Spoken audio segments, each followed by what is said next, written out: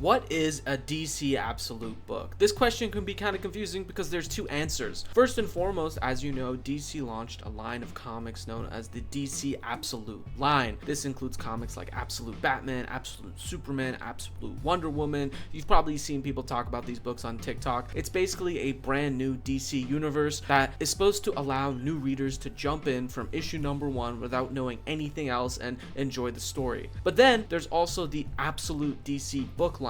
These are oversized hardcovers of pre-existing DC stories. So this book right here is Absolute Superman for All Seasons by Jeff Loeb and Tim Sale. It comes in this beautiful hardcover case, and it's the biggest print size you can get for a DC book. It's bigger than an omnibus, a trade paperback, and a single issue. On the inside, it has a whole bunch of goodies, scripts, some behind-the-scenes panel work, and a whole bunch of other really cool stuff. And that's what DC Absolute editions are. They're oversized books. It gets confusing when you start looking at the titles of the book. For example, they have a DC Absolute Batman Year 1. It costs $125 MSRP, but this is not to be confused with Scott Snyder and Nick Dragotta's Absolute Batman. This is Frank Miller's Batman Year 1 that he released all the way back in the 80s, released as a DC Absolute edition. Basically, the DC Absolute line is all of the comics coming out right now, and DC Absolute editions are re-released versions of old DC stories. The only way you can read DC Absolute titles like Absolute Batman, Absolute Wonder Woman, and Absolute Superman is through single issues or online. They're actually releasing the first volume of these trades in August. So if you go online and you see a Absolute Batman book that costs $120, that is not Scott Snyder's Absolute Batman. Hope that helped clarify things.